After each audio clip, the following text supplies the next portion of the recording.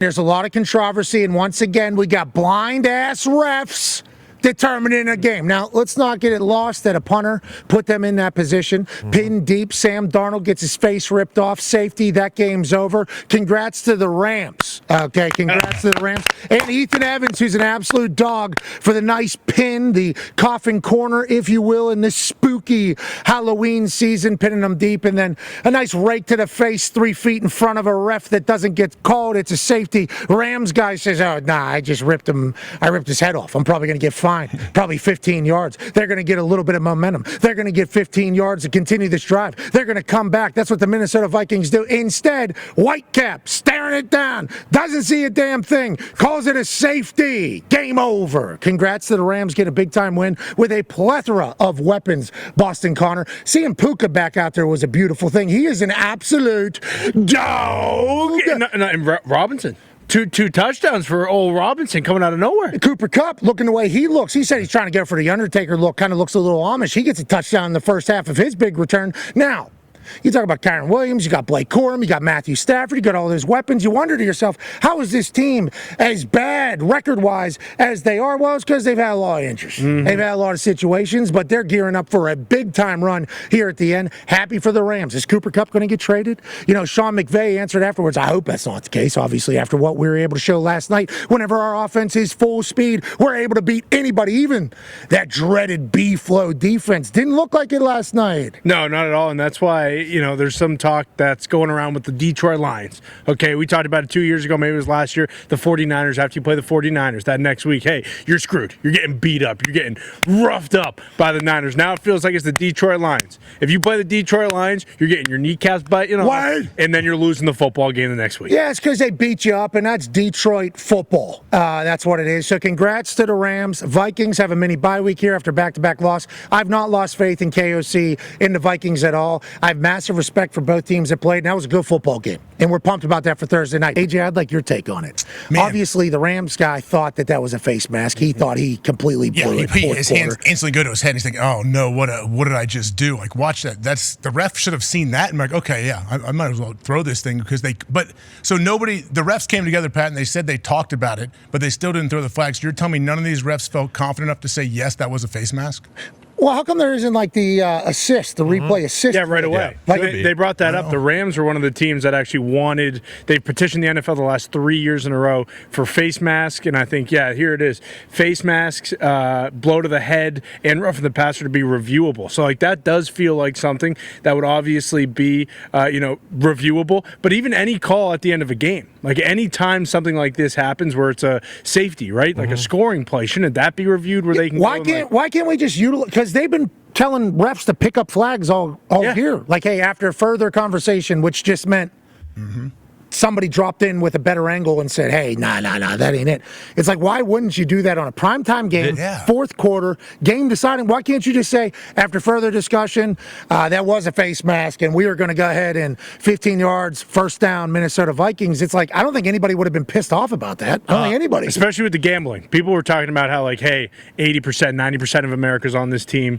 Get ready for a call to happen late in the game. I think someone tweeted the entire layout of basically what happened at the end of this game. Like, it's so simple. It doesn't make sense that there isn't some sort of, hey, let's throw the flag. Even the guy who made the tackle thought there should be a flag on this play. Okay, so then obviously these refs talk to like 4 people afterwards. They don't have to do it publicly. They get to do it in private, and then it's all released, which is fascinating. You know, certainly fascinating. Is that what a pool reporter situation is, Pat? Like, what does that even mean? Yes. I think you get a pool of reporters where there's only a few of them. They get to ask the questions, and they're the ones that are allowed to report it. But the refs never have to face the music, to anybody else. Hand-selected pool reporters, I believe. Pro Football Writers Association. Yeah. They're the ones that get in there. They know the song and dance and that. And they just basically say, we didn't have anybody with good eyes on it. And I guess that ref right there, the Whitecap, could say that he didn't have eyes on it, but it's 4 feet in front of you, bud. Dude. It's 4 feet. And then they're saying this was the same ref crew that potentially a couple weeks ago missed a pass interference as well late for the Chiefs. I think. I read that on the internet. With the Falcons. Yeah, with the Falcons. Yeah. So, there isn't, look at it, this dumbass. Just so stupid. So Didn't have a good view. I can't take it. Like, there are so many good refs seemingly now. than there have been in the past. For sure. But all you need is this moment to happen right here at the end of a primetime game. And all anybody's going to think is these refs suck. These are the worst refs on earth. And with the Justin Jefferson's not happy. No. He's obviously not happy. That was an F-bomb, he said. Yeah, no, I think he said freak. No, I think he said it. F dash dash dash? Yeah, with the C and the K at the end. Really? With the U right there? Yeah, with the U in the middle. You think that's what he said? I'm pretty sure. You think he did it? I think he looked at his chains. He said, why'd I wear my chains? And then he looked at his helmet. He said, why even have this thing in my hand? He said, I'm showing up playing my best. Sam Darnold's playing his best. The boys are laying it on the line. How come these refs can't play their best ever, seemingly? But that's the problem. One of these calls will kind of paint a picture that these refs are bad. They haven't been bad. But situations like this continue to inflate that conversation, AJ. Yeah, it doesn't make sense that they can't replay assist that, or it's not. That is a scoring play. You get 2 points for a safety. Every scoring play is reviewable. Conman said that earlier. It would seem the replay assist thing, it makes too much sense. But I think going into this game, if you remember Chuck yesterday, he was worried that the Rams were not going to be able to protect Matthew Stafford. I don't think Stafford got sacked one time. I know he ducked and dodged his way out of multiple, but I don't know if he officially got sacked that game. So that's a huge deal for them. Matthew Stafford looked like a young man last night, and I think it's because he had a plethora of weapons, and him skating and shaking and then banking with Cooper Kupp right there was certainly a beautiful thing to see. But I think what Chuck was worried about is, are you going to be able to run against this Vikings defense? And nobody's really been able to run against them. Kyron goes, Blake Corum even got a little bit, and then once you're able to run, that opens up everything else. Brian Flores' defense has been, the talk of the town, as it should be with how great they've been. And obviously, they started out undefeated. They've lost the last two. That's going to happen throughout an NFL season. But like what the Rams were able to do to him last night, you have to tip the cap once again to Sean McVay. That guy's a damn good ball coach. Matthew Stafford, we're the same draft class. He's 36 years old. I didn't know he was younger than me. He's looking good. He was running. Yeah. Then a little underhand Matthew Stafford toss to, I think, Kyron or Blake. It's like still doing it, still having a blast. And he's still got 4 or 5 years left if he wants it. Absolutely. That is real in the modern world that we're in. So everybody's talking about, Cooper Kupp getting traded. And Sean McVay said, I hope that doesn't happen. There was rumors that maybe Matthew Stafford's going to get traded. It's like he still has a whole nother career still. And if the Rams are going to be able to have all the plethora of weapons on offense that they have, they're able to use these young guys, get them some experience. You talk about the next couple of years for the Rams, maybe being really good with Matt if they hold everybody. Yeah, and Puka Nacua. Before the game, I believe Rapshi reported, hey, he's going to be in a limited role. That was completely wrong. But then you think about how Puka Nacua started the game out. I think he had 3 catches on this drive. Either way, he had 40 yards right off the bat. And it can't be emphasized enough. When you have a receiver like Puka Nacua, who's in oosh, but then has that cool beard underneath the face mask, it just brings a different level of grit, I feel like. And the flow out the back looked fantastic, but he was all over the field. And then, of course, when they get down to the red zone, they go right to Cooper Kupp. It is a perfect matchup.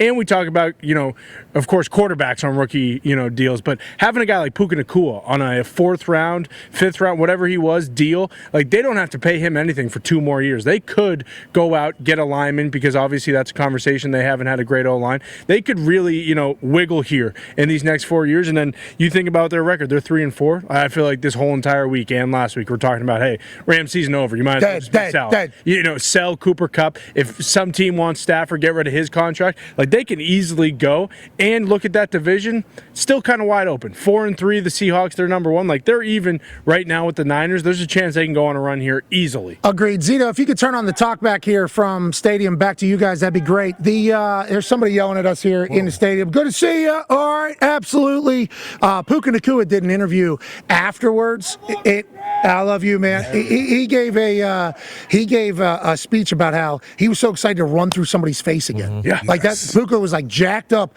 about running through somebody's face. His hair. So sweet. I forgot how sweet the hair was. It got longer. It got sweeter. And then there was one time where it was in his face, underneath the helmet, and they got it out of the way. Puka looks cooler than ever. He seemed to get right back into the flow. I think there was a report that he was going to be limited. Is that Yeah. He was going to play half the snaps or something. That was not the case at all. I mean, that thing was wide open from the jump. And his interview afterwards on the Amazon late night show was I love this guy. We love Puka. Puka has obviously been very good to our program. Friend of the program. Seeing him back on the field was great. And if you're Matthew Stafford, man, why not?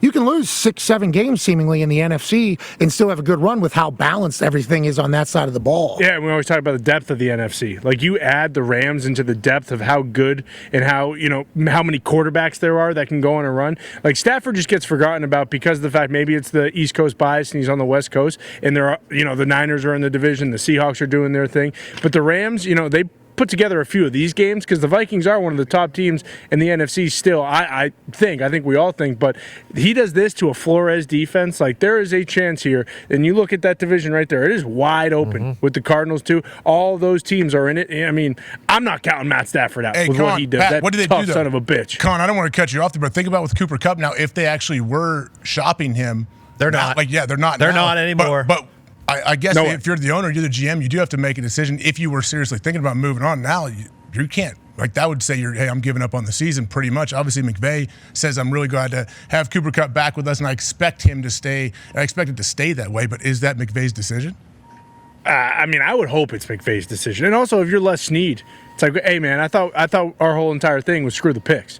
Like, you want to trade one of your best players for a couple third or fourth round picks. Like, if some of these other guys like D-Hop or anybody else who's been traded who's a receiver, Cooper, if they were going for like first and seconds, maybe then you could consider it. But why would you waste a Cooper Kupp, who you still have a couple years with, who's clearly your quarterback's best friend, of course, Nine and Dime, fantastic podcast. Yep, but great podcast. Then also on the field, it's like, hey, he's his go-to guy. Yeah, there's that play, 3rd and 9, end of the game. Kind of thought that sealed it. They ended up having to punt it back. But like, it just doesn't make sense to trade a guy of that caliber when you're 3 and 4 still in it and can go on a little bit of a run here for a 3rd, 4th round pick and a conditional second. I just sent a text to a source says that could have potential knowledge on the situation. Sure. Never done this with this particular source, so have no idea what the response is going to be.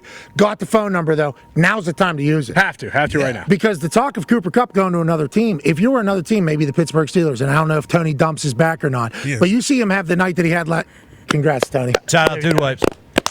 Tough run. Dumpkin Spice, still. Dumpkin Spice. Tony, you should see how many Italians just walked into this stadium over here. So many. Just walked in?